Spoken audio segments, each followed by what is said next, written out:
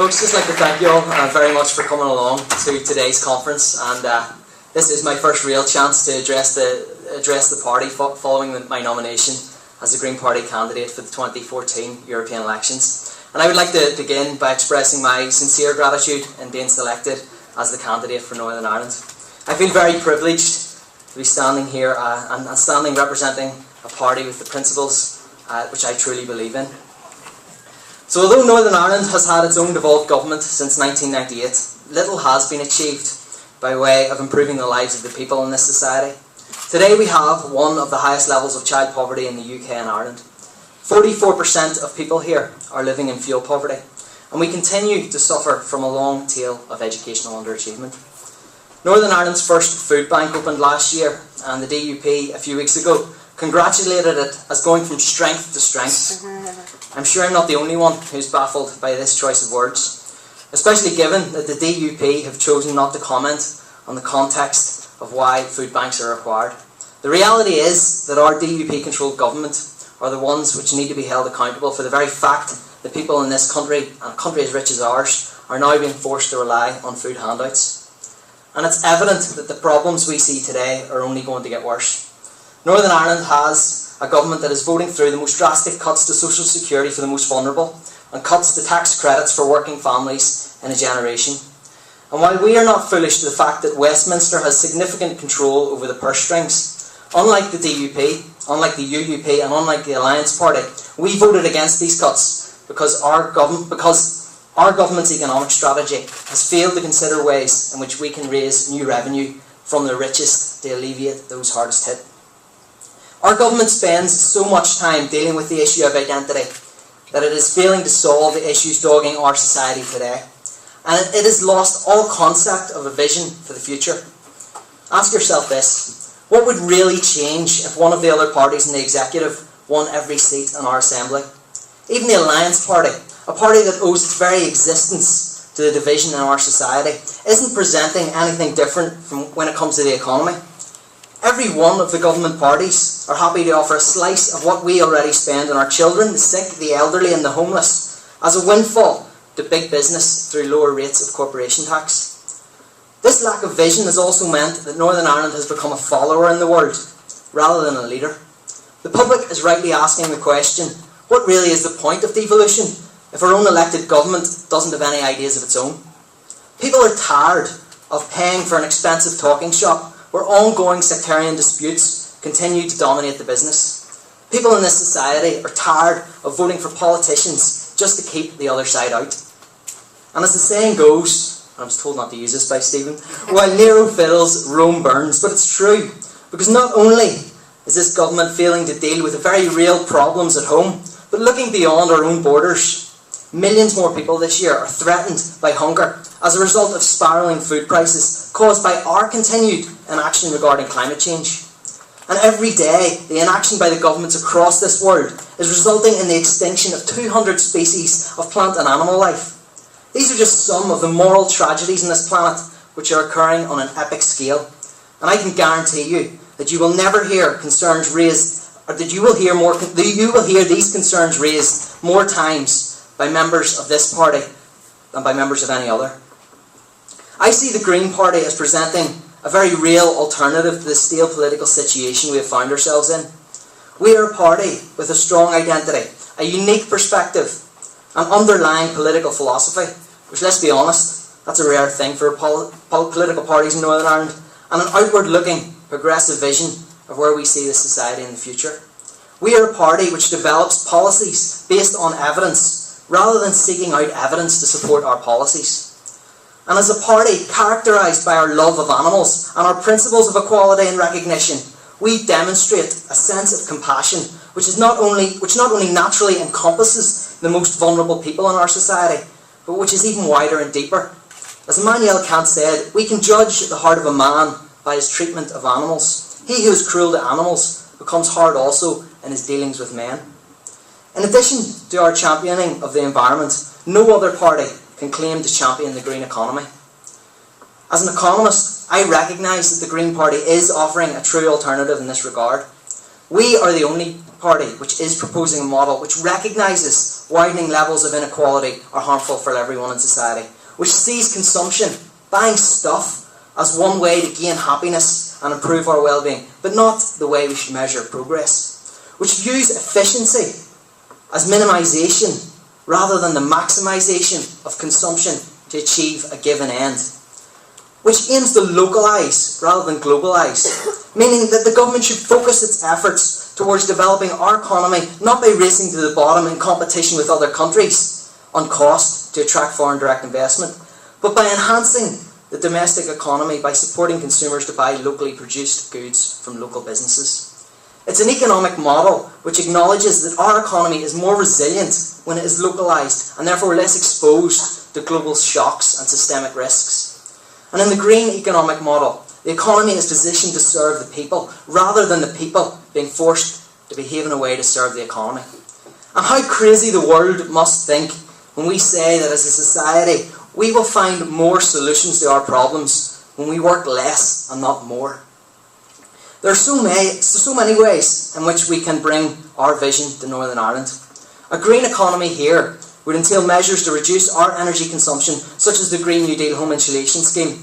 And this would increase employment in the construction sector, lower our CO2 emissions, and reduce the £2 billion we spend each year importing energy into Northern Ireland.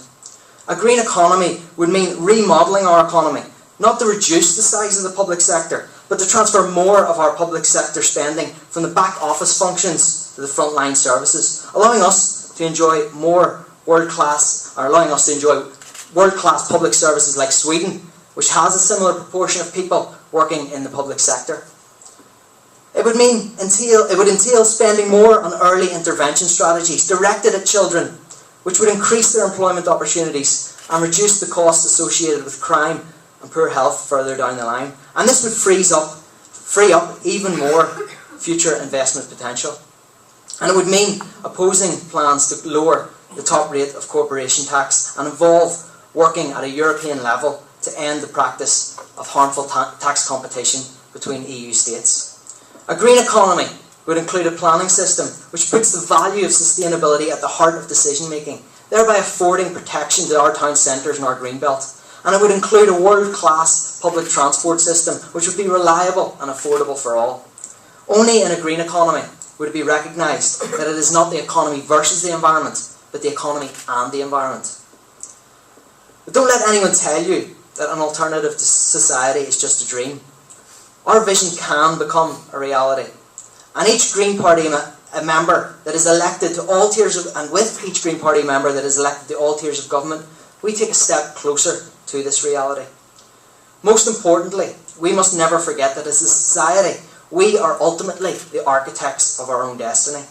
Our choices at the ballot box determine the direction of this society, and we need to appreciate the fact that elections are often won with the support of an incredibly small number of people. In the last European election, for example, each of the 3 elected members for Northern Ireland received less than 12% of the first preference vote of the voting age population. We have an MEP sitting in Brussels today who was elected with the support of 7.3% of the voting population. The point is this: if you want change, it is possible. But don't expect change if you vote for those who are already in power, and don't expect change if you're not voting at all. I've just outlined some of the reasons why in the 2014 European election we stand a real chance and we have an opportunity to make our mark on the electorate.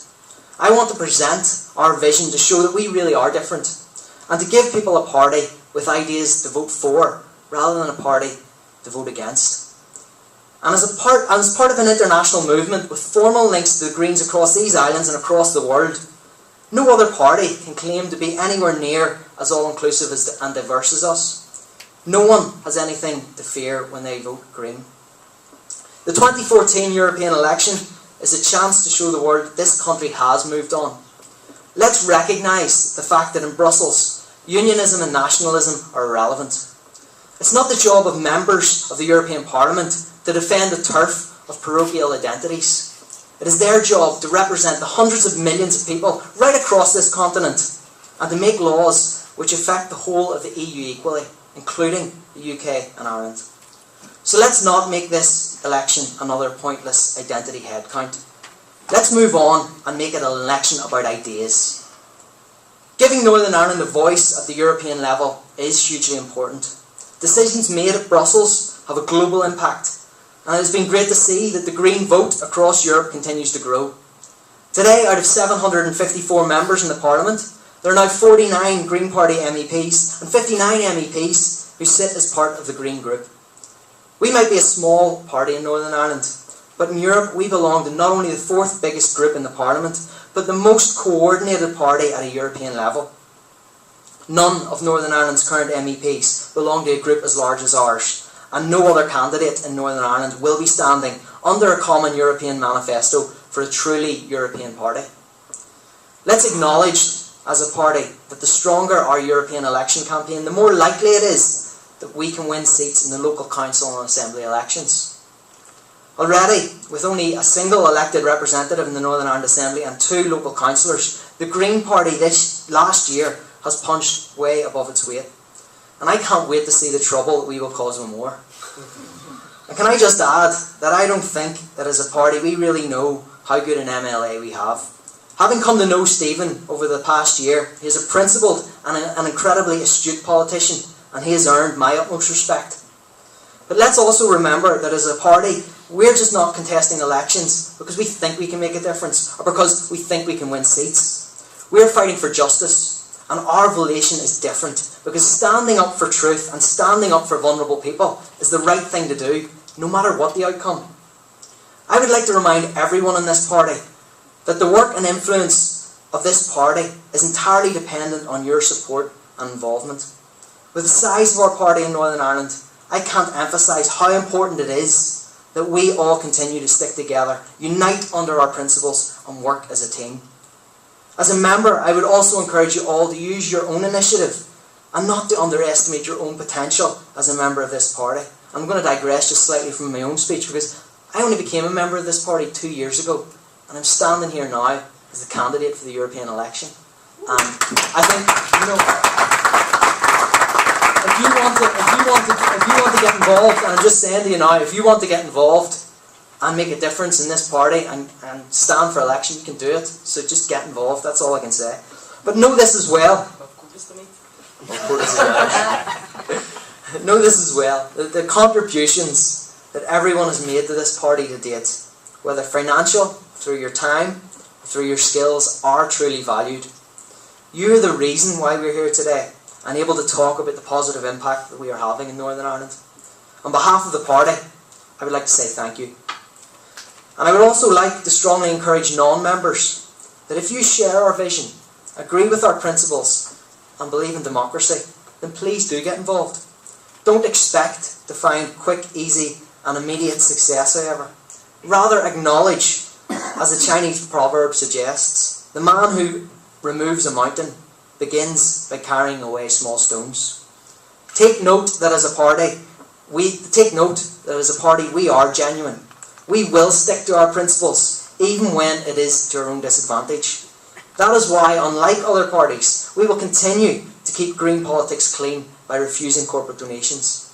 We will not be bought and controlled by powerful corporations. That is principled politics. To finish with, all I ask is that you consider our ideas, but most importantly, know that an alternative does exist and that you can choose it. Thank you.